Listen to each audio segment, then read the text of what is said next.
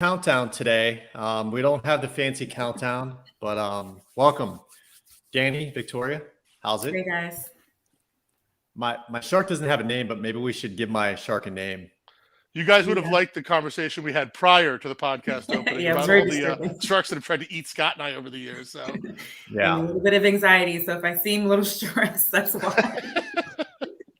this is Shaka the Shark. So he'll be joining us today. So welcome to what is this, episode 3 already of the Great. premium podcast? Yeah. it is. Time flies when you're having fun. Yep. Episode 3 of the premium podcast.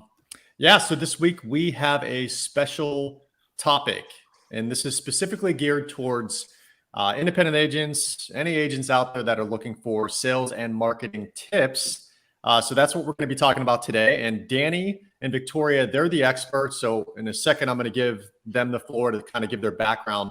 But with that being said, we are a little over 110 subscribers on YouTube. So please go to the Premium Podcast YouTube channel. Just go to YouTube, type in Premium Podcast, and yeah, subscribe. It's going to be a great show. So Danny and Victoria, first I want to start with Victoria. Obviously, Victoria, you have a wealth of experience. Share with the audience your background and why people should listen to you. Sure. Yeah. I've been in the insurance industry for 10 years. I started in my early 20s, pretty early on, and went right into agency ownership. My husband owned a nationwide agency, and I jumped in and learned how to actually run an agency, and learn insurance and learn how to sell and market and network and all the behind the scenes stuff and train and all the fun stuff. And it was awesome. Best decision I've ever made. And, sold the agency. I also own an independent agency, which was amazing. Probably worked with every CRM possible and every carrier and built that up to a pretty nice size book of business consisting of, P&C, life insurance, a nice mixture. Found my way over to the corporate world, got into commercial insurance, and now I'm a business development manager helping other agents run their agency. So a whole lot of everything. Yeah. Everything. A lot of time. A lot of time spent anyway. Danny, go ahead, man. I feel like if there's a reason to listen to me, it would be my time spent probably almost before I was really selling at any kind of real capacity. I had a unique opportunity to kind of grow up in an insurance agency and a very large one at that. It was captive. My father's a 50-year active State Farm agent. At one point, the largest home and auto sales in the nation out of 18,000 agents. Our book size was roughly 20 million at its biggest. And we built it that way through marketing and strategy, right? It didn't just come to us where, of course, we realized the benefits of national branding and marketing via State Farm. And certainly that helped our production.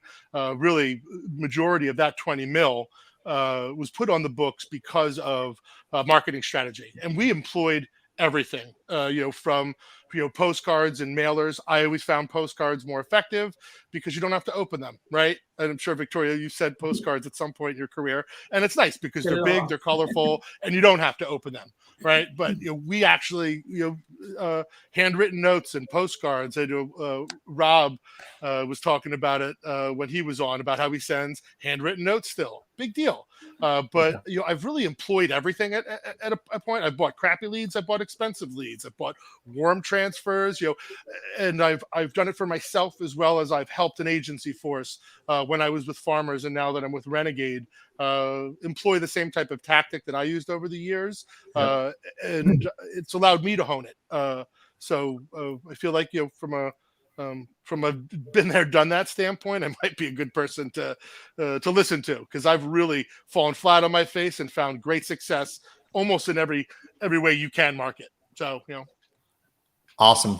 So wealth of experience, and both of them are very qualified. I am not. So I don't have any. I'm sorry. So don't listen to Scott, right? I guess is that what you're saying? No. Well, don't listen to me from an insurance standpoint, but I've been in sales for 20 years. Worked at some of the top tech companies in the world, and I'll share with you one tip at the very end that may help you. And actually, there was an agency owner at Renegade who I reached out to through LinkedIn yesterday because I saw his headline was awesome. And I just wanted to, I said to him, hey man, I love your headline. And I actually sent him a voice memo. I'm going to share the tip right now. I sent him a voice memo through LinkedIn. And he's like, how did you do that? He's like, it's way better than texting. So that was kind of my sales tip to him. And now he's sitting on his couch and he's just going to be sending out voice memos to all of these loan officers to introduce him versus sitting there texting, which we all hate texting. So you'll be happy, Scott. This is a nugget that Scott gave our whole team, the voice memo inside of LinkedIn. It's awesome. And I've been using it in the loan officer program that I've been training, any agent that wants to participate, but I absolutely give them that nugget. They're all using it themselves now. So it's awesome. Well, I'm glad you're using it. And this is what it looks like. See the little voice memo. Sorry, Martin. I just pull your phone up a little bit more, Scott. A little bit more, a little higher. Yeah. There it is. And go the other direction. No, the other way. All right, a little bit higher. There we go. Everybody sees that little microphone. All right, sorry. Yeah, so you guys can see that. So anyways, let's dive in. And the purpose of the show, again, is sales and marketing. Victoria's going to kick things off, and we're going to try to spend about, I'd say, 2 to 3 minutes on each topic, maybe a little more. So purchasing leads. Victoria, do you want to kind of share your role behind that? Yep, go ahead. Yeah, absolutely. So I feel like when you start talking about purchasing leads, you get some agents that are like, oh my God, they get nervous. They're like, don't do it. Now, I do want to say this. I've done it. I've purchased internet leads. I've also purchased life transfers, and they can work, but you have to have the money. You have to put some money aside and invest in these leads. I'm just going to compare the two and tell you why. So of course, when you hear live transfers, it sounds great, right? You have live transfers. People are actually calling you. They're, expecting to speak to an insurance agent, not a cold call. Sounds easy. Sounds, great. Best, whatever.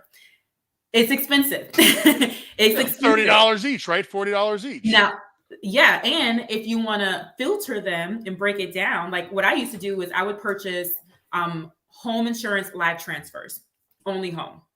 And with those, I felt like I was able to speak to homeowners who typically I was able to cross-sell them the auto. I was also able to cross-sell umbrellas because they are homeowners and life insurance policies. And whenever I would purchase them, I would filter them down to, okay, when I was with Nationwide, I had less options. Obviously, they're more strict. So I made sure that I was purchasing them for homes that were at least 10 years old. When I went independent, I broke it down to 20 years. You can also break it down to how old the roof is, any kind of replacement for the roof and for, plumbing and electrical updates. You can literally break these leads down and filter them to that level. Whether it's a 2-car household and they own a home, you can break it down. And the more you break it down, filter it down, the more expensive it is, but the higher close ratio you're going to get with these leads. So live transfers are amazing, but you got to have the money. You have to budget it. Another thing I want to bring up too with home insurance leads, I would actually get a lot of guys that will call in for new home purchases or refinancing. Those leads, I was in direct contact with mortgage brokers and loan officers because I'm having to send them the deck page after I close it. I would connect with those guys. When I would send them an email with the deck page, I'm like, hey, you working on anybody else right now? Like, who else can I help out? I have all these carriers. So I would use that as a networking tool. That was another reason why I prefer to buy live transfers. Now with internet leads, they're not bad. I would only suggest internet leads if you have staff to work them and also filter them out. You got to filter, you got to spend some money and, get I'd say maybe a minimum of 1 accident or ticket, 2-car households, homeowners. You can also filter that on auto leads because then you can cross sell, and then you have to have a process. You have to follow up with them. You have to make sure that they're exclusive because other insurance agents have access to these leads. They're contacting them right away. You have to text these people. You have to email them. And when I would email them, I actually use Loom, which is like a video recording thing as I'm doing the quote. And I'm able to show them like, okay, I got your information, go through the coverages and actually break down the coverages and why I'm giving them those coverages. And I will send this in an email if they didn't answer the phone. So then they still felt like, they're hearing from me, I'm talking to them and I'm still consulting them. And those type of things that you have to do when you're working internet leads. And it's law of large numbers too, right, Victoria, at a level. Yeah. When you're talking about internet leads, Victoria just said they're okay. They're good leads. Well, they're crappy. She's being very nice about it. Internet leads are crappy leads, but it's law of large numbers. Yeah. There's no such thing as a crappy lead, right?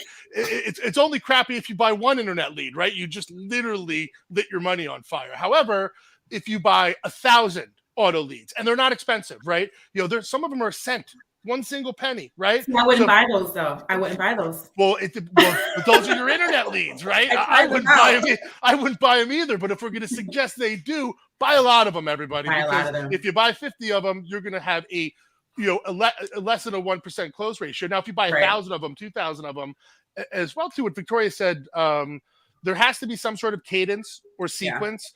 Contacting someone once is effectively like lighting that lead on fire. You wasted your money. There has to be, you have to have some sort of cadence, or we call it an SMP, sequential marketing program, or drip campaign. But you have to create, and it's going to be unique to you, right? It's not necessarily going to be your cadence. Won't be my cadence, because my demographic and geographic aren't going to necessarily be the same as yours.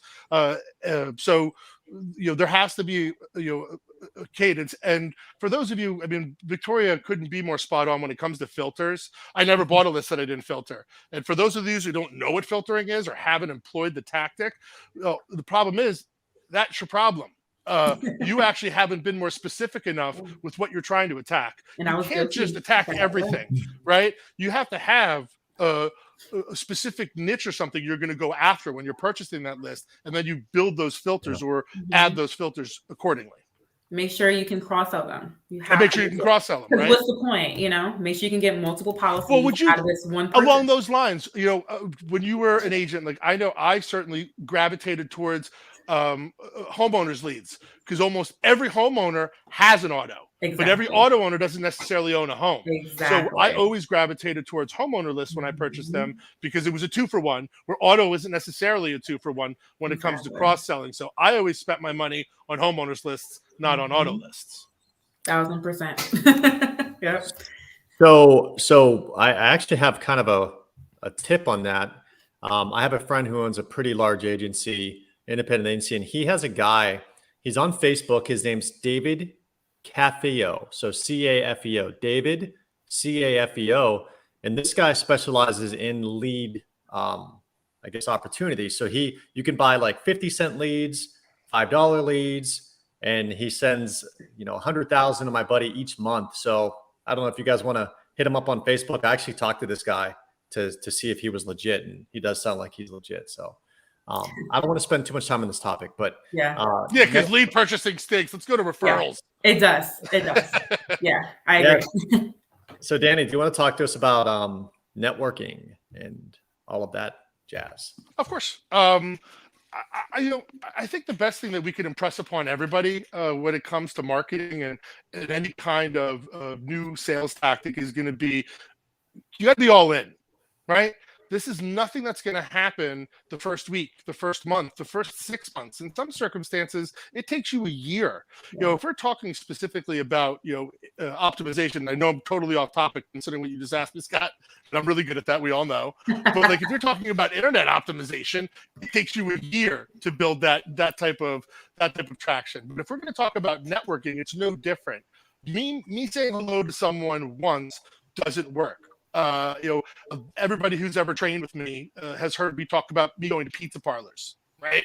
But I never go into the same pizza parlor twice in a row. I went to a different pizza parlor every day, a different restaurant every day. And the purpose was I wanted to get in front of people, right? I was networking at a level with people whom I had never met before, but inside of something that I loved, right? I had spent my entire career prior to insurance outside of working in and out of my dad's office my entire life, but in the restaurant industry. So it's something I knew and I love food. I'm a big foodie. For anybody who knows me, I'm, consider myself a home chef, but at the end of the day, or home cook, at the end of the day, you have to be consistent with your approach to anything. And it has to be something that you grow and you build. It can't, again, be a one-off. No matter what you do, whether it's networking, whether it's SEO, whatever it is that you're employing, you have to, number one, be patient, because it's not going to happen right away. But number two, you have to recognize that you have to build that traction, right? You have to build that rapport if it's with a human being. and it can't be a one-off. So I guess if I could give you one great piece of advice when it comes to networking, it never stops. It's constant, no matter what you're doing and what you've thrown yourself into. It's every day, or it's every week, or it's every month, relative to how you've dialed it up for yourself. But it's constant, and for your whole career. This isn't something you do for a year and then you're like, I did such a great job this year marketing. I'm just going to take the rest of my career off and hope that everything just comes to my door. It's not gonna happen. It's got to be your whole career. My father still spends $8,000 a month at 77 years old, $8,000 a month on his marketing. Okay. Yeah. And he's not even really trying to grow. I'm sure he's just trying to stay even. Yeah. So, and I'm hogging this one, Victoria. I know you. And I like what you mentioned about going into the pizza shops. You did something that you can relate to, and it was more comfortable for you.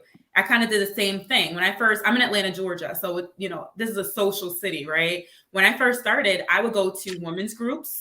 I would go to small business expos. I would go to women's business groups, and I would go to mom's groups because I have a child, a little 7-year-old.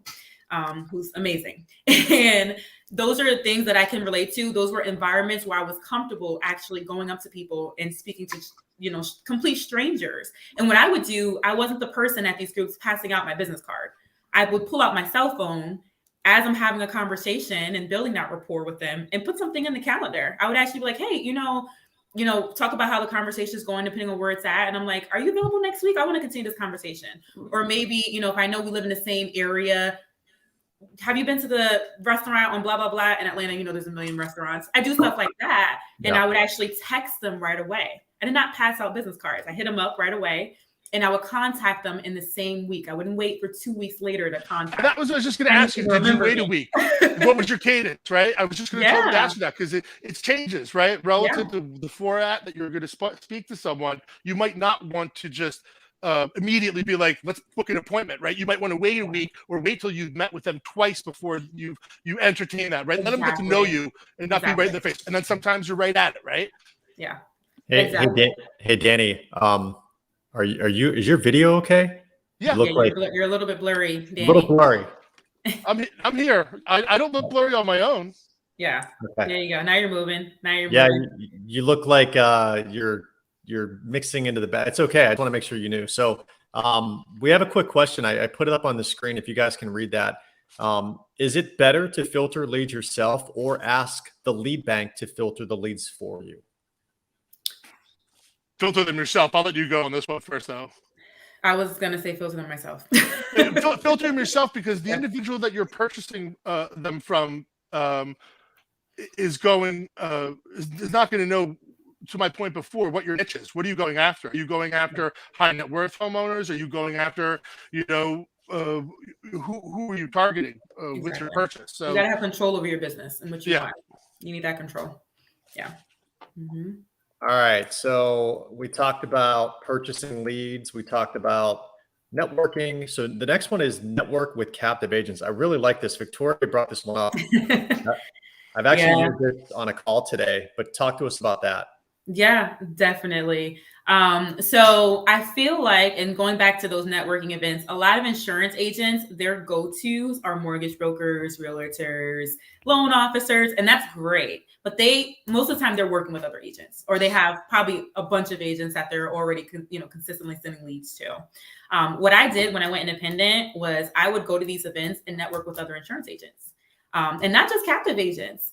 I started off with captive agents because a lot of times they're more, restrictive on what they can sell, and they would just send me business. And what I would do was I would either split commissions with them or I would send them business back. I would send them life leads. So a lot of captive carriers, they're very strict with selling life premium. I would kind of go based off of what they need because I didn't want it to be a one-way type of relationship. You know what I mean? You have to give something to get something. And then with the independent agents, a lot of commercial independent agents don't like selling personal lines. And if they're big commercial, they won't even touch certain premiums under a specific amount. So I would send them those leads because I don't know anything about, large market, commercial. It's a whole nother world. So I would really just get to know them, get to know what kind of business they're after and that they have access to sell, that they can sell, and just help them out, help each other out. You can split commissions with them. You can, give them things, help them with marketing, just see what they want, but agents understand agents. And so Really, that's why I went Yeah, after. and typically, what's the biggest fear? That you're going to steal business from them? Yeah. Same thing for me. I used my, and am I still disappearing, or am You're I not here? frozen. You're a little blurry, but you're not frozen. So we Right. can see Well, you. no one needs to see my ugly mug anyway. You just need to hear my weird voice. So we're good. At the end of the day, I was a coastal agent. And virtually every captive out there has coastal restrictions. So Mhm. I took advantage of my prior background with farmers and State Farm, and I asked those agents to send me all their coastal business that they couldn't write. I There had you a go. rapport, I had a relationship. Now, granted, it was a one-off, right? So I wasn't winning. At a level, I was almost losing because all I was getting, because I am ethical and not gonna, go and try to solicit the rest of their business. I would only write that homeowners and that flood. But the way I looked at it was, that agent's going to retire someday, or that, even if it's just a Exactly. one-off, maybe that's a referral for me, right? So even on a one-off basis, I never poo-pooed it or turned it down. And their biggest gripe whenever you're going to use agents as a referral is, please don't take my business.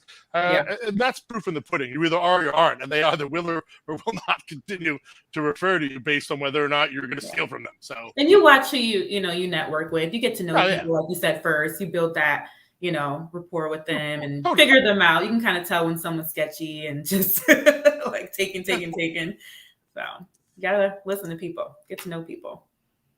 You never know what can happen in the future too. So So the next one is going to be kind of the same way as networking, but referrals. So what does that mean? No idea what that means. the best part of the business. Talk to me about it. What makes you the most money are referrals. Well, there's a lot of different referrals, right? There's one-off referrals. There are group referrals.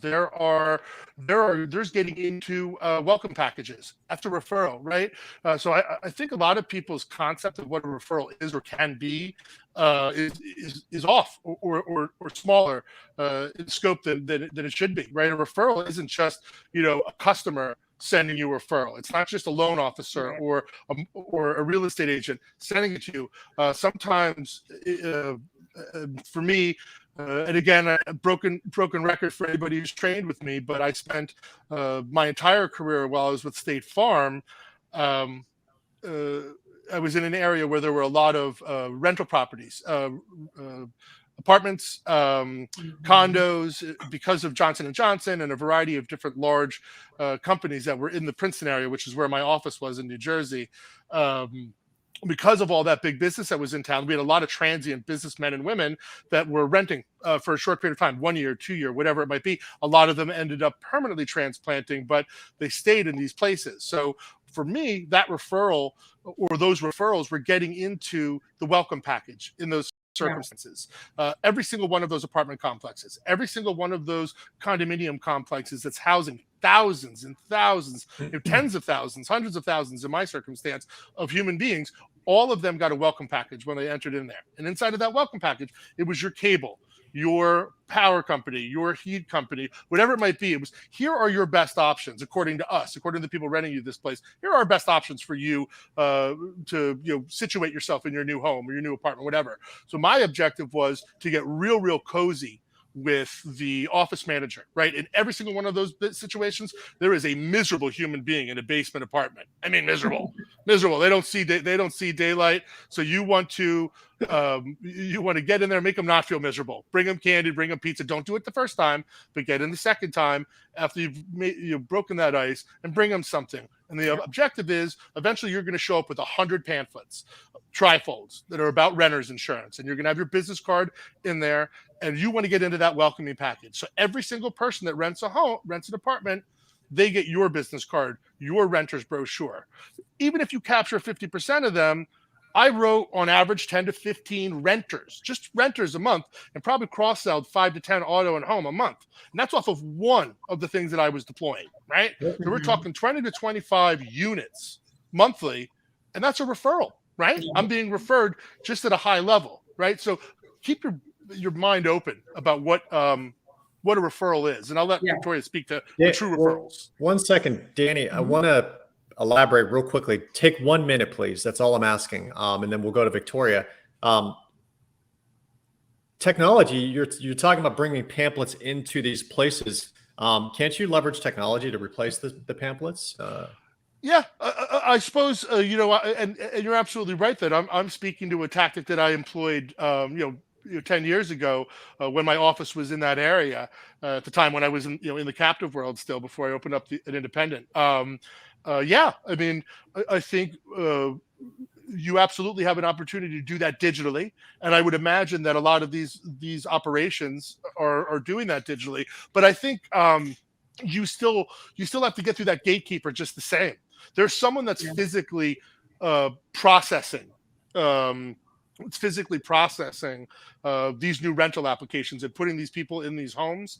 Got it. So you definitely still have to, you have to get into that gatekeeper's head first and make sure that you're who they're thinking of, because whether it's digital or it's physical, you got to get to that gatekeeper just the same. And it could be a management company. Who knows? I mean, we'll talk about the score of a century.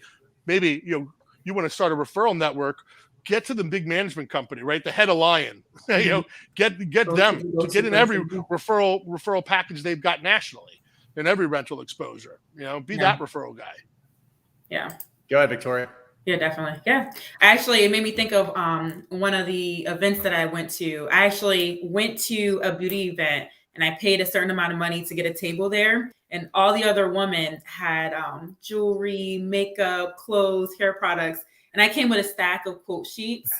And everyone that came to my table, they were like fact finders. So they entered all their information and everything I need to complete a quote. And everybody that would fill out one were entered into my contest. And I was the go-to person. I branded myself enough to be the go-to person. Like, oh, that girl is the insurance girl. Everybody else was there for the beauty products. I stood out. I made myself, the insurance girl at the table. And I just, I auctioned off we did a TV, we did a $100 gift card. And then it was and I actually had a beauty product too. But we did 3 raffles and everybody that signed a quote sheet got access to that. And because I branded myself and I went to an event that I could relate to as a woman, I'm into beauty and all the fun stuff, right? But I made myself stand out to the point where they remembered me and I got referrals just off of that. You know what I mean? Awesome. They remembered, okay, Victoria's the insurance girl. You know what? Let me contact her, for insurance. Let me tell my friend about her. So stuff like that. Another thing that I did was every single person I sold a policy to, both at Nationwide and when I had my independent, when I would send them their deck page or their ID cards via email most of the time, I had a template email. Everybody I asked for referrals. Not only did I do it on the phone at closing, but I also asked them in the actual email in a template saying, hey, I helped you out. If there's anybody else in your area, we're very competitive in your zip code. I love to help them too. And every single person I did that with. If you don't ask, you won't get anything. You have to ask everybody. Ask everyone for a referral. So, and it works. It works. Yeah, but you also did something that might not come to a lot of people's minds, Victoria, that you separated yourself from everybody else, right? Yeah. You identified a specific niche, and then you totally went in like, which one of these is not like the other, right? Exactly, which is awesome, right? Yeah. Because it's just conceptually, it's a great idea, and that could be employed in any genre, right? It doesn't have to be beauty products, right? Be the insurance person when it's a food fair. Be the insurance. Every single person there owns a restaurant, right? Exactly. So I like how you brought it back to the restaurants. I like my food. I'm just saying. Same here. But yeah, you're the go-to. Awesome. And that reminds me of what you just said, Victoria, is the concept of Flywheel. It's the Flywheel concept. So one thing about me is I'm a big fan of concepts and strategies and technology. And that's a Flywheel concept. Like you're putting your head down and doing repeatable, creating repeatable revenue opportunities, but doing the same thing over and over. Yeah. And it's discipline, it's consistency. That's kind of the theme that's, I guess, been echoed throughout this whole entire conversation is consistency, putting your head down, thinking outside the box, doing things differently. If you hit a wall, and these are my 2 cents, if you hit a wall, no matter what industry you're in, do something different. Find another way. Okay. Try something completely off the wall. But yeah, that's a great point. And thanks guys for sharing those tips. So I'll leave it open. Do you have any last suggestions on how we can get those listening to make more money so they can buy more presents? Yeah, I definitely do. I do want to bring up the idea of renewals and doing evaluations. I think those are really good cross-sell opportunities because people have life events that happen. You might have had a new baby. They might need a life insurance quote, or they might have started a business. There goes your commercial opportunity. So I think that also kind of gains referrals too, because you want to build that relationship with them. But those are cross-sell opportunities, evaluating their coverages. Maybe they're making more money now and they might need an umbrella or higher liability limits. That's how you know what your clients need. That's how you do consultative selling too. So that's just another tip I think is super, super important. Thanks, Victoria. That's actually a really good tip. Danny, we can actually see you now. So okay, you can see me. Hello, everybody. Well, I guess just to beat the dead horse because I'm really good at it. Traction.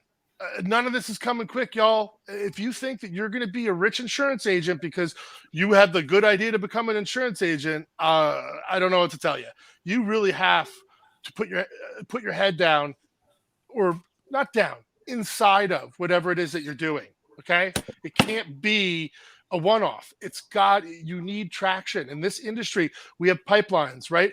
If anybody's building a pipeline right now, did it appear? Mm-hmm. Did it get better as you spend time inside of it? Did it grow as you spent time inside of it? Well, it did because you didn't just one-off it, right? You spent time building that sales pipeline. It's no different when you've got marketing strategy. You've got to dive right into it. And then you have to be consistent with the message, right? You can't be all over the road. You have to be consistent with the content, and you have to consistently do it, right? It can't be once a month in any kind of marketing strategy. If you're doing it once a month or employing that tactic once a month, unless it is an SMP or a drip campaign that you're just initiating through whatever lead portal that you exist inside of, unless it's that, in every other circumstance, it's constant. It's your inside of your social media every morning for an hour, right? You're at the women's group, you're every time they have it, right? Not once, right? You're there every time they have that meeting, right? Because you need to create that presence that when we're online with it, right? Especially SEO. For instance, to create impressions, right? I'm going to give the quote marks here. To create an impression is what I'm talking about, whether it's a human impression or whether it's a digital impression. It takes time. And when we're talking about the internet, it's even cooler, right? So out of sight, out of mind when it comes to humans. With the internet, it's not out of sight, out of mind. Yeah. You can actually create a long-lasting impression that where, say you do take a week off, it doesn't disappear on you. Right now, I'm not suggesting that you do that, but you have the ability to create impressions online that are going to be longer lasting. So all the more reason to dive in and spend a giant amount of time in it, right? I'm suggesting an hour a day, 1 hour every single day. LinkedIn, Facebook, I don't care if it's TikTok. Create funky videos on TikTok and then throw them on your LinkedIn page in your featured. Whatever you're doing, do it more, and you'll see more success. Yep. I agree. So we got a couple minutes left, and I just wanted to spend 30 seconds each. What, out of all of these, which one made you the most money? Victoria, go, 30 seconds. Definitely the networking, because I was able to brand myself in person. I was the go-to insurance girl. That's what did it. I was building relationships, long-lasting relationships. I put myself out there too. And I was consistent, like Danny said. Yep. Networking did it for me. I didn't have to spend as much money either. It's true. No, it's so true. Time. For me, it was referral partners with real estate agents. I made myself available in two ways. First way, I did lunch and learns. Every month and sometimes bi-monthly, real estate agents are going to hold a meeting where they want all their staff to. They never really have a topic. So number one, you be their topic. You're going to go in there and you're going to teach them insurance process, flood insurance, the things that make their job easier because they're making your job easier. So lunch and learns and real estate agencies were huge for me because you're talking to a group. So I made myself available to do lunch and learns as well too. I also made myself available to run flood and homeowners quotes for properties even before they had a buyer available, so they could figure out whether or not that they wanted to even show the property. I like that. And those referral partners I had, call it eight to 10 real estate agents on a constant sending me homeowners. You branded yourself. I love that. I branded myself. That's awesome. Really, especially on the Jersey Shore, being a coastal agent, that flood, man. Yeah. It's not easy with all the coastal restrictions. The Jersey Shore. Whatever, Scott. My husband's from Jersey too, by the way. Thank you, Victoria. You guys are cool. Yeah, seriously, I'm liking Scott less and less now. He's a P&C boy. Okay, so don't let anybody fool you here. He is a surfer, so I think he really should have been born in Cali, but he's still a PA boy. Yeah, my whole life, I hated living in Pennsylvania. I really did. But we're not in PA yet, Scott. I know. I played the part. I played football, and then as soon as I had a chance, I moved to California, and that was. Now you're free. But the Jersey Shore, I heard it's pretty awesome. Like, the gym, the tan, the laundry is pretty cool. Whatever. How's the bread in Florida there, buddy? Yeah, I'm in Florida now, so it's a little better. Cool. Yeah. So, Victoria, kick things off with any last thoughts or anything. Yeah, definitely want everybody to make sure you like this video. Let's get some referrals. Tell your friends about us. And make sure you go to our YouTube page, Premium Podcast, and subscribe. Yep. And we're going to be doing this every other Thursday. So the next Thursday, you'll be seeing us is going to be January 6th. We will be doing it at 12 p.m. sharp. And moving forward, you can all count on that. We're going to be doing every other Thursday. And I'm going to preface it now, only because she is a big guest. We've got someone big from Pinterest going to be January 20th. So not the next show, but the following one. Someone you're really going to want to listen to instead of me and Victoria. Again, January 20th, big day, big special guest from Pinterest. Yeah, that's going to be huge. So subscribe, like Victoria said. Next show is January 6th. Happy holiday. It's the end of the month, so now is the best time to get out there and use these sales and marketing tips to try to close some deals. And the next one is going to be who should look to start an independent agency. It should be pretty interesting. If you know any people, like Victoria said, have them join if they're interested in starting an agency. And then I just want to tell you, can you see this water? Yeah. Your smart water. This smart water that's hinted with watermelon mint. We're not sponsored by water or smart water, but if we can get a sponsorship, that would be great. This is great water. Put yourself out there. That's what we said. Smart water, please. Yeah, I'm just saying, there can be a little logo at the top right of this thing, smart water. So I just really love this smart water. Anyways. Thanks for joining. We'll end it on that. Yeah, stop listening to us. Go sell something. Exactly. Happy New Year, everybody. Happy holidays and Happy New Year. Shaka. See you later.